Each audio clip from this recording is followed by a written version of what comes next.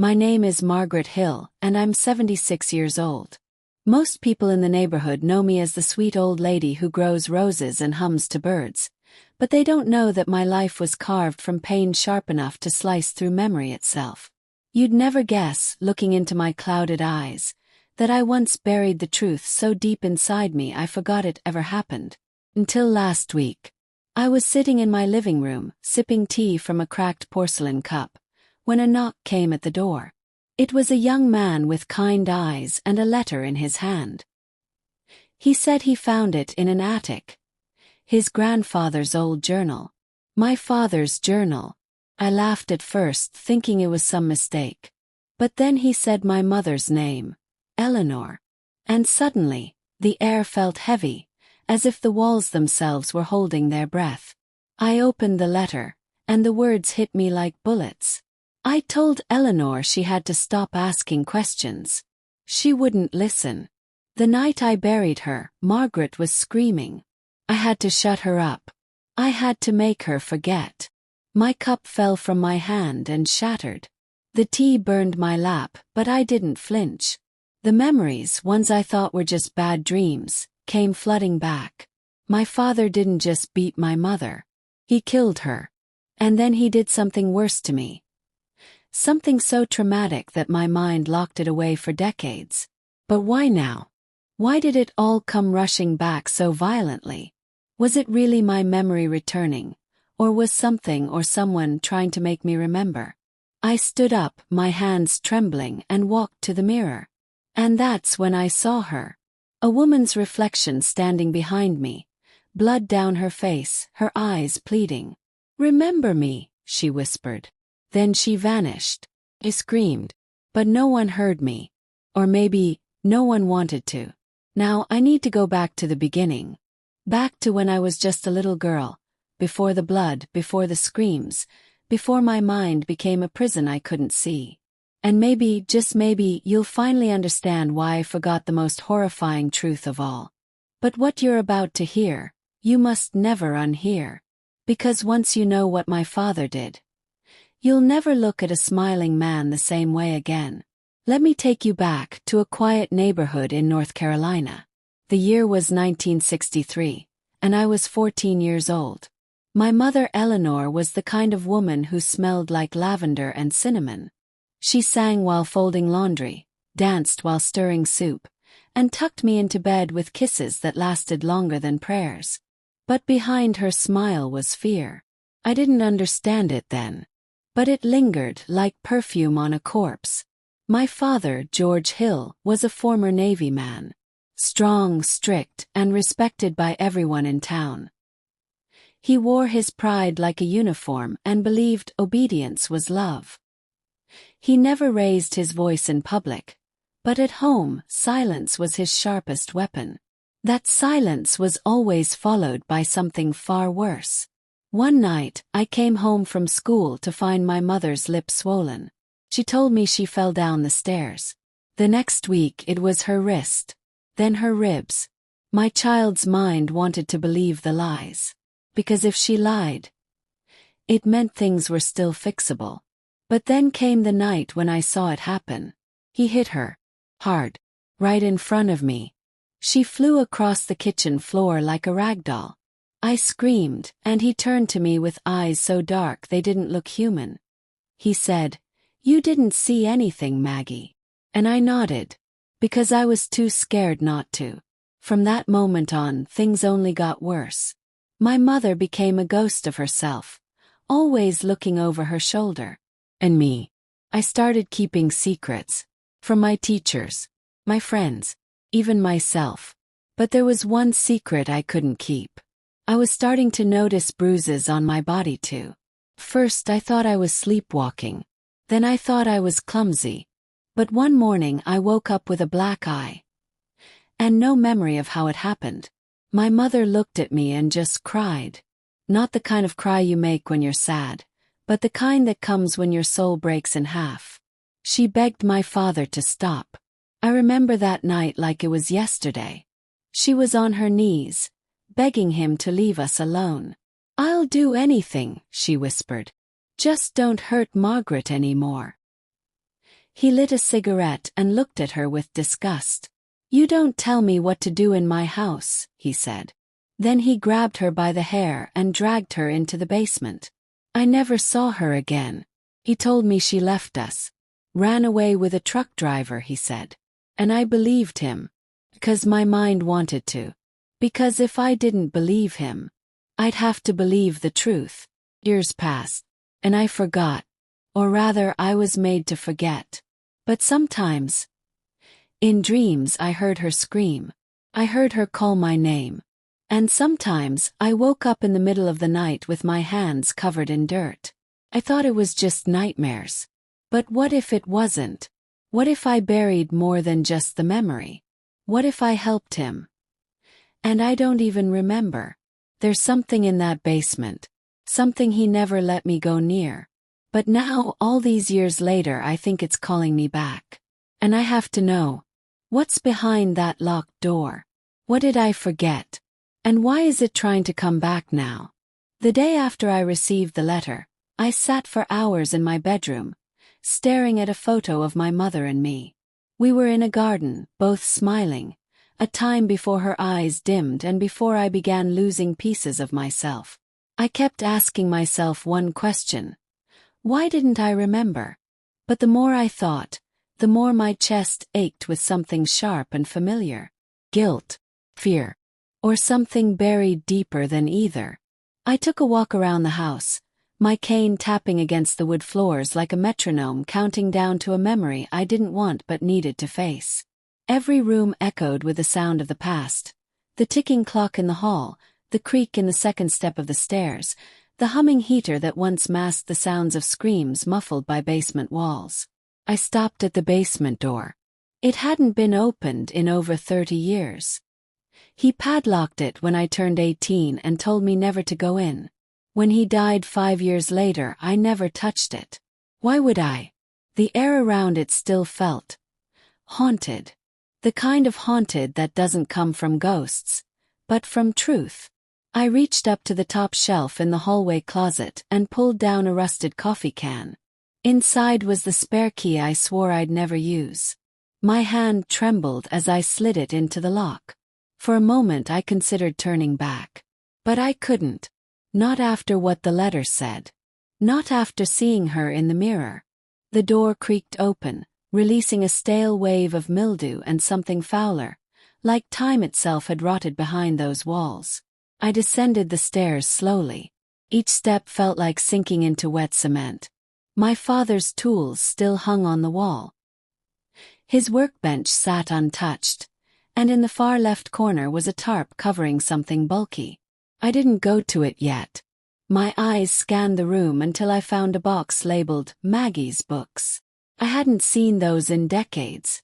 Inside were children's fairy tales, a pink diary with a broken lock, and a small wooden music box.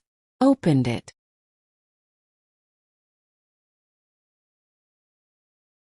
Stillborn. It played a lullaby I hadn't heard since childhood. And with it came a vision, so clear it nearly knocked me off my feet. I saw myself, 7 or 8 years old, hiding in the corner of this same basement. My mother was tied to a chair, her mouth gagged, blood dripping from her lip. My father was pacing, holding a wrench. "Why did you tell her?" he barked. "You think I don't know you whisper things to Maggie at night? You think I don't hear?" Eleanor tried to scream something, but he slapped her so hard her head snapped sideways. I watched frozen. Not in the memory. Not in the vision. In real life. 'Cause I had been there. I dropped the music box and fell to my knees, gasping for air. How could I have forgotten that? How could a child witness something like that and live as though it never happened? Then I remembered something a psychologist once told me when I was in my 30s. I had gone to therapy for nightmares I couldn't explain. "You may have trauma so severe that your mind compartmentalized it," she said. "Your brain chose to forget. That's what dissociation does. It protects you. But from what?" I stood up, my legs shaky, and walked to the tarp. With one hard yank I pulled it away. Underneath was a trunk. I unlatched it and opened the lid. Inside was her dress. My mother's favorite blue floral dress. blood-stained and torn at the collar. Beneath it bones. Teeny. Human. I collapsed backward, screaming so loud my throat burned. My screams echoed up the basement stairs and died in the empty house above me. He didn't just kill her. He buried her in the basement. And I had been living above her grave for nearly 6 decades. But what destroyed me even more was what I found wrapped in a stained towel at the bottom of the trunk. A second set of bones. Smaller. Much smaller. My breath hitched in my throat. No, it couldn't be. I had never had a sibling. Had I? I clawed through the towel until I found something that didn't belong. A locket. Inside was a photo, 2 babies. Twins. One of them was me. The other. Had no idea. My entire body felt like it was sinking. Had a sister. And I forgot her too. But why? Why would he hide her? Kill her? Why erase both of them? I staggered upstairs, dragging the locket and dress behind me. That night I didn't sleep. I sat in front of the mirror, staring at the woman I had become. Wrinkled, gray, exhausted. And filled with a terror I hadn't known was possible. The next morning I drove to the town records office. I needed answers. I asked the clerk for my birth certificate. She brought it to me with a smile. And there it was. Born Margaret Hill. Sibling Madeline Hill. Status, stillborn. But she wasn't. She lived long enough to be photographed. He lied to the hospital. He lied to everyone. Why? The clerk said something else was odd. She found a second certificate, tucked in the back of the archive. It was for Eleanor Hill. Died. March 3, 1967. Cause of death. Unknown. Body. Never recovered. My heart pounded. Never recovered. But I had just seen her bones. Or had I? Was that really her in the trunk? What if it wasn't? What if the bones belonged to someone else? What if he killed more than just my mother? My hands were sweating. My head was spinning. I needed help. Someone who could dig deeper. So I drove to the one person I hadn't seen in 50 years. Her name was Rachel. My childhood best friend. The only person who ever saw the bruises and asked questions. When I knocked on her door, she opened it slowly. Her eyes widened. "Maggie," she whispered. "I need you," I said, my voice cracking.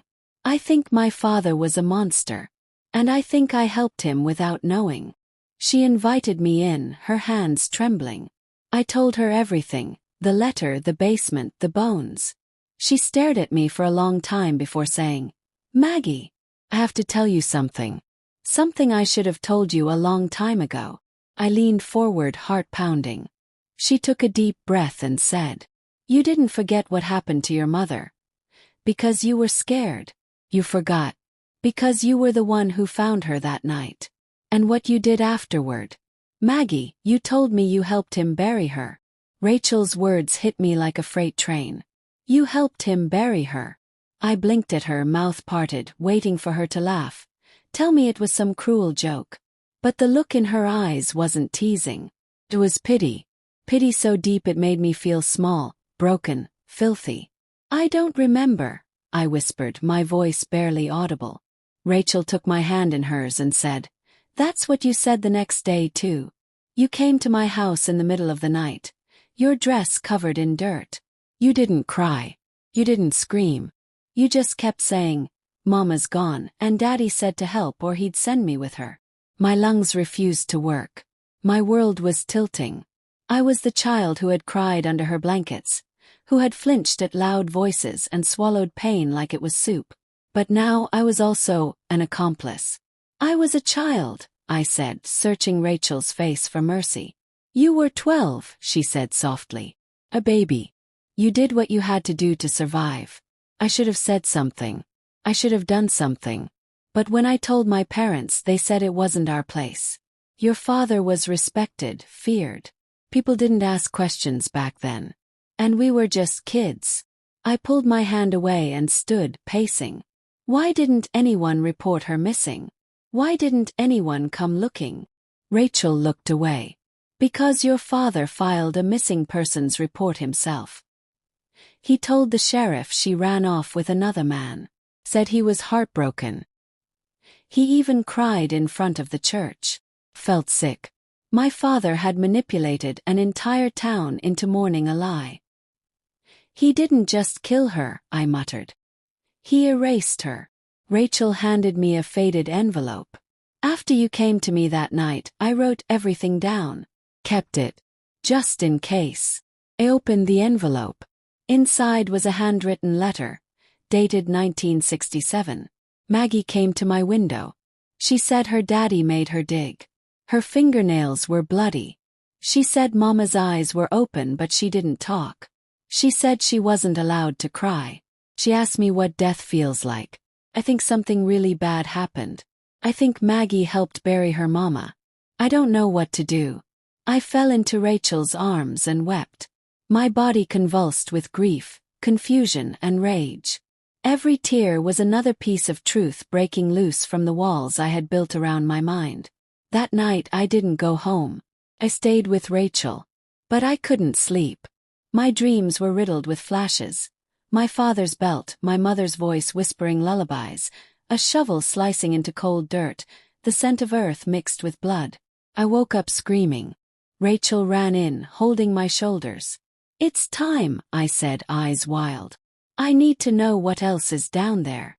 We returned to the house the next morning with gloves, masks, and trash bags. The trunk had already given us one horror, but the basement was larger than I remembered. There were 2 more locked cabinets built into the concrete wall. One of them had hinges rusted shut. The other, it opened too easily. Inside were photo albums. Rachel and I sat cross-legged on the floor, flipping through them. Most were normal, weddings, vacations, baby pictures. But the final album was different. The first image was of my mother, smiling. The second, my mother bruised. The third, my mother, gagged, sitting in the basement, eyes swollen. There were dozens. I dropped the album like it was on fire. He documented her suffering. He kept records like trophies. Rachel looked nauseated. "Your father was a psychopath," she said. "He didn't just hurt her. He wanted to remember it." I ran to the second cabinet. With all my strength I ripped it open. Inside were sealed jars. Preserved clothing. Hair. Fingernails. Fingernails. I screamed and fell backward. And behind those jars a diary. It was hers. My mother's. The first page was dated 2 months before her death. "If you're reading this, then I'm probably already gone. George is getting worse. I've tried to leave, but he says he'll take Maggie if I do. He keeps her locked in her room when I argue. I think he's hurting her. I think he's..." The line ended there. The rest of the page was smudged. The next entry chilled my bones. I found blood on Maggie's sheets again. She said she fell, but she winced when she sat. "I know what's happening. I know what he's doing. I just don't know how to stop it." "No. No. That wasn't true. That couldn't be true." But the next entry confirmed it. "George said if I open my mouth again, he'll send Maggie to the box for a week. I can't take it anymore. I have to try something. I'm going to record what happens in this house. Maybe someone will listen one day." Rachel looked at me, her face pale. "Maggie." I couldn't move. My ears were ringing. My hands were shaking. I was molested. I was molested by my own father. And my mother knew. She tried to protect me. He tried to fight. And for that, he killed her. I screamed so loud my throat went raw. I punched the wall until my knuckles bled. The pain was good. Real. Tangible. I had been walking around all these years, thinking I was just a little girl who grew up in a sad house. But I was a prisoner. I was a victim. I was his victim. And I had forgotten it all. Till now. Rachel wrapped her arms around me. "You were just a child," she whispered. "None of this is your fault." But her words couldn't take away the truth now gnawing through my ribs. I was abused. And I forgot because remembering would have killed me. I spent the next few days in silence, reading her diary, piecing together my shattered past.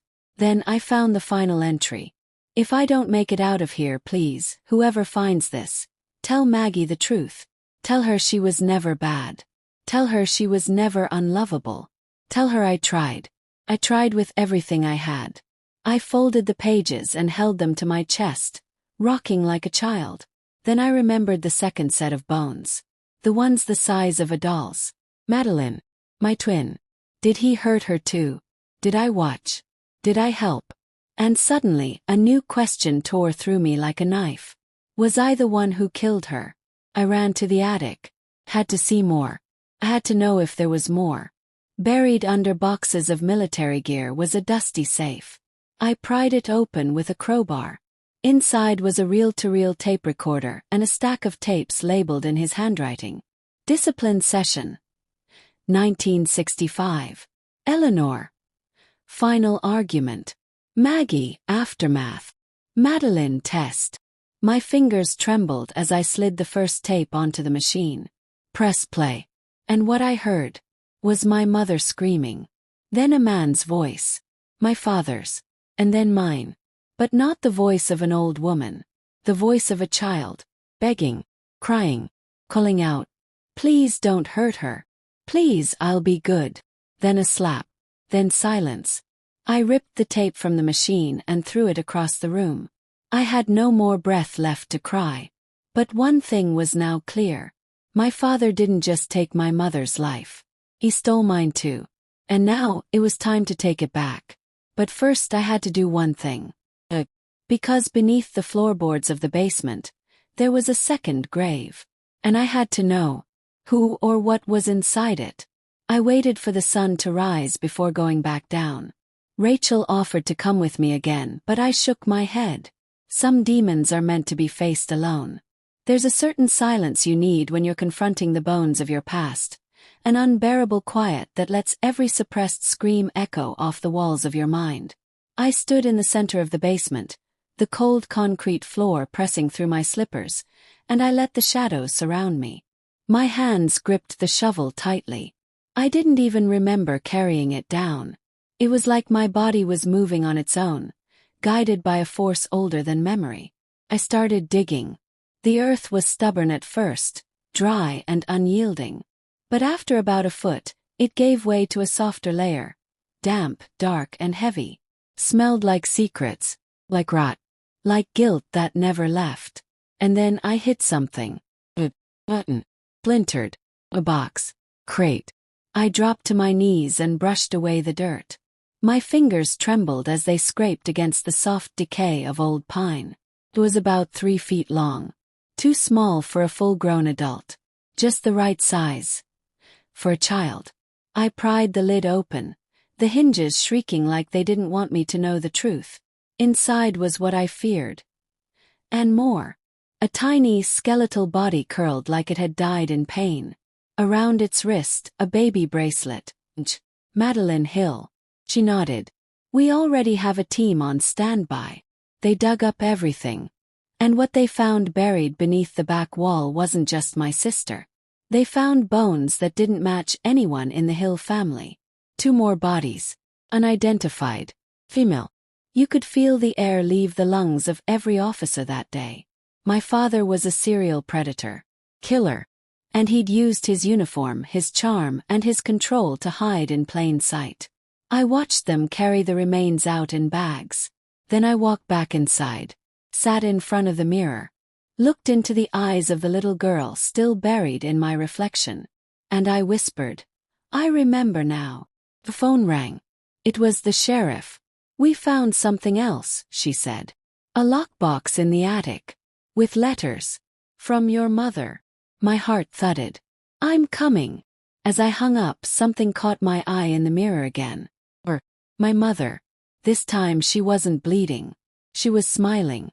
She mouthed something I couldn't hear. But I knew what it meant. Keep going. I grabbed my coat. Because there was one letter in that lockbox. One she had written the night before she died. One that would finally reveal why he did it all. And what he was hiding even from me.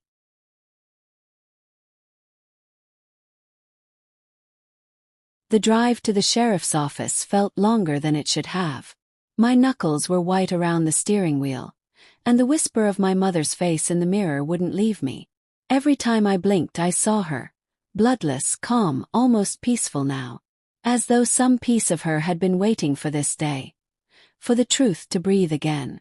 Sheriff Angela met me at the back entrance. Her lips were tight. She didn't say a word as she handed me a small lockbox, rusted around the hinges but still locked tight. I recognized it instantly. It used to sit under my mother's side of the bed. He told me she kept woman things in it. Sewing kits, bills, perfume. I had touched it once as a child and was slapped so hard I peed myself. I never touched it again. Till now. Angela nodded. We didn't open it. Figured that should be you. I took it into the evidence room, sat at the lone metal table, and slowly pried it open with a small crowbar. The lid gave with a groan, as if the box itself was reluctant to share what it knew. Inside were letters. Wrapped in cloth, aged with time, some edges burned, some stained with what looked like dried tears. I lifted the first envelope. To whomever finds this. My name is Eleanor Hill. If this letter is in your hands, I am likely dead. Please don't believe the lies my husband will tell you. He is not who he says he is. George Hill is a monster. A violent, manipulative, and terrifying man. He has hurt me in every way a man can hurt a woman, and I fear he is now hurting our daughters too. Daughters. Not daughter. Daughters. She knew. She always knew Madeline existed. No delusion. No stillbirth. She was alive. He tried to make me believe she died at birth. He told the hospital she didn't make it. But I heard her cry. I held her for 5 minutes before they took her away.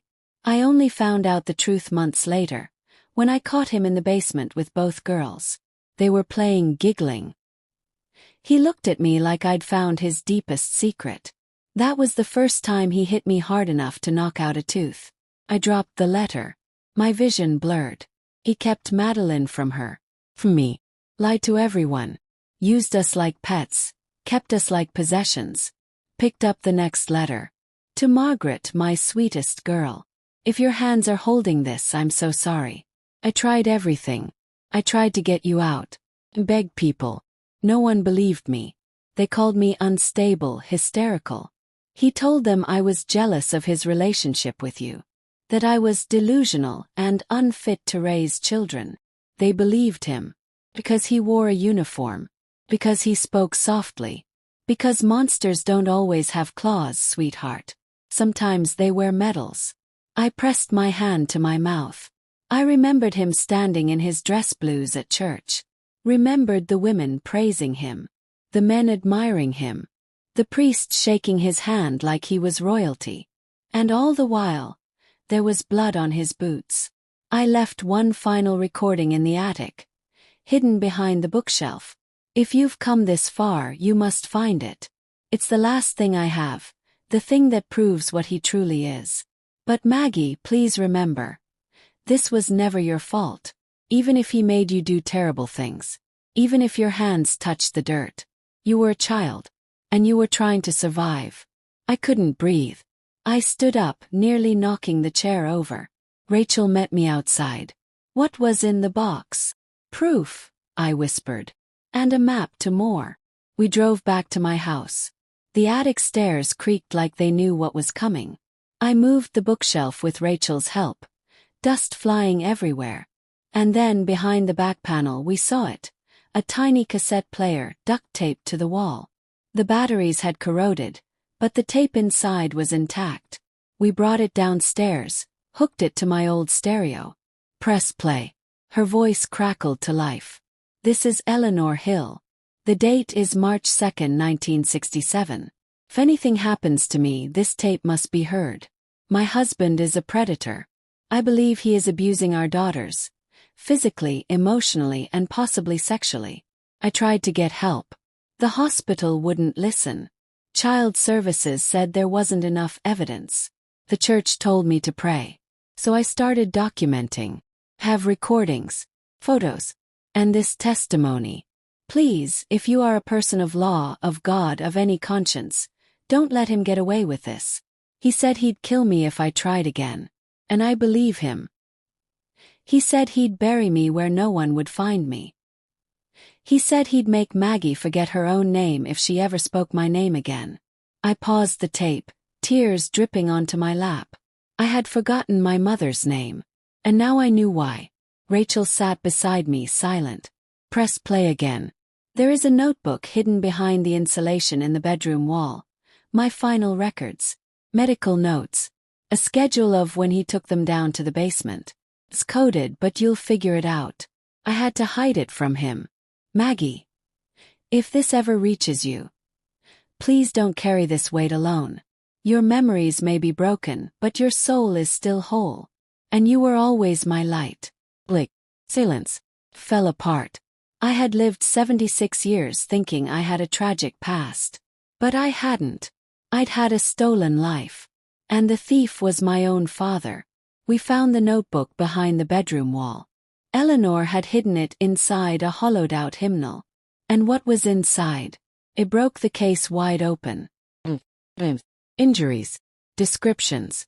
Coded names of visitors. Judges, priests, doctors. He was part of a ring. He wasn't alone. My father hadn't just been a predator. He had enabled others. Protected them. Silenced the mothers.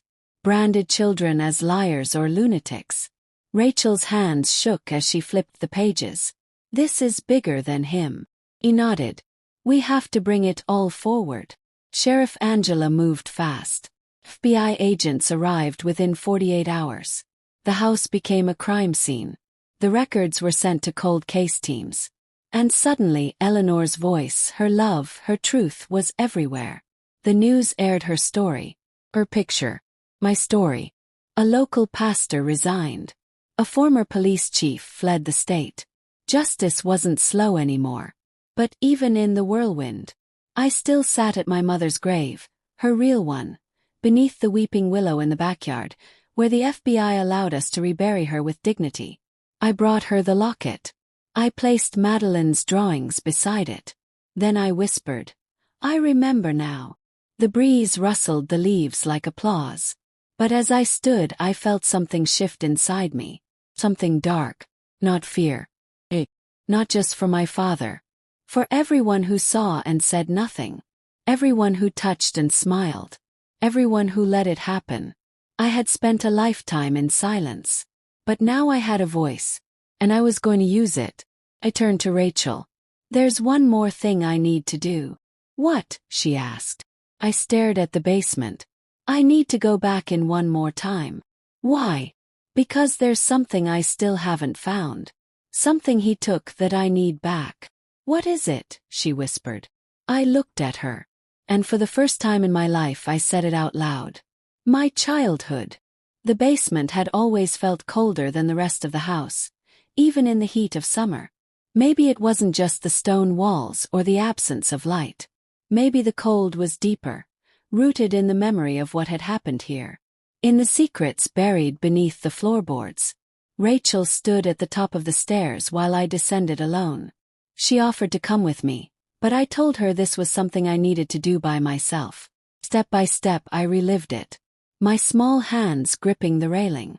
The silence that always followed his footsteps. The scream I had swallowed when the light went out. I reached the bottom. The floor was still scratched in places. The old workbench, long rusted, still bore the outline of tools he'd once kept pristine. A pegboard with hooks missing. Things no child should have known the names of. I moved toward the far wall, where the concrete was cracked. My feet shuffled over the same spot I'd walked as a girl, too many times to count. That's when I saw it. Loose tile. Crouched. My knees ached, but I pried it up with the crowbar I'd brought. Underneath was a small wooden box. It was wrapped in plastic, the kind used to store meat in the freezer. I unwrapped it slowly. Inside was a stack of Polaroids. Drawings. All from us. Me. Madeline. Letters written in crayon. Childish drawings of houses and stick figures. I recognized one of mine. It said, I want to be good. Please let Mommy come home. And then there was the journal. A thin leather-bound one. with my name etched into the cover. I hadn't known it existed. I flipped through the pages. First, they were innocent. Me writing about my day. Me talking about how much I missed my mom. Me asking questions to a God I didn't understand. Then the entries turned darker. I wrote about being bad. About punishments. I wrote about being touched. About forgetting what happened after he gave us the red juice. About hearing Madeline cry behind the door and not being able to help her. I must have written them under some delusion of safety, believing it was a diary meant for help. But he had kept it as a trophy. I wanted to scream, but instead I gathered every piece. Understood. I turned off the light. I walked back up. I never wanted to descend again. Rachel met me at the door, and without a word, I handed her the box. She opened it and gasped softly. "Oh my God! It's all there," I said. Every forgotten moment. And now they weren't forgotten anymore. The next few months were a whirlwind. More women came forward. Elderly now, but each with the same haunted look. They remembered George Hill. Some had grown up with him. Some had been silenced by him. One was a nurse who'd helped him falsify Madeline's death certificate, and she confessed under oath after seeing the news reports. A class action lawsuit formed against the institutions that covered for him. Hospitals, churches, police precincts. The roots ran deep. But no matter how many people came forward, he couldn't be punished in the way he deserved. Because George Hill had already died. 15 years ago. Alone in a veteran's hospice. With medals on his wall and praise in his obituary. A national hero. Father. Lie. They exhumed his body for DNA testing. And what they found? George Hill had fathered more than 2 children. At least 9. Bred across states. Victims who never knew they were related. Many had repressed everything just like me. But now the silence was broken. I stood at a podium the day we unveiled a plaque at the courthouse steps. Not in his honor. In ours. In memory of the children silenced. It read, "Injustice for those who remembered." My name, Margaret Hill, was engraved among the survivors. Rachel stood beside me. So did my son. My daughter. Even Madeline's daughter, who had flown across the country with her own kids. Madeline never made it home. She died in 1991 of a heroin overdose. Lone. Forgotten. Till now. Her ashes were buried beside Eleanor. We gave her a headstone that read, "She never had a childhood, but she was loved in the end." I found healing in the days that followed. But healing isn't forgetting. Kept the journal. I read a page each morning. Not to hurt myself, but to remind myself I survived. And more importantly, I remembered. When reporters came to ask how I managed to live all these years with such horror buried inside, I said one thing. I didn't. A version of me died long ago. But this version, the one speaking now, is finally alive. I now speak at schools, prisons, women's shelters. I tell them the truth. Not the sugar-coated truth, not the Sunday church version, but the raw truth. That sometimes the people we're told to trust are the ones who teach us fear. That evil wears disguises. And that silence is never protection. It's a prison. But I always end with this. You are not broken beyond repair. You are not what they did to you. And you are not alone. That's the lesson I want the world to remember. That healing isn't neat. It isn't perfect. It doesn't come in a box with a bow. But it comes. In time. If you dare to dig through the darkness. The light always finds you. Even in the basement. Even after 76 years. Even when you've forgotten everything. The truth remembers you.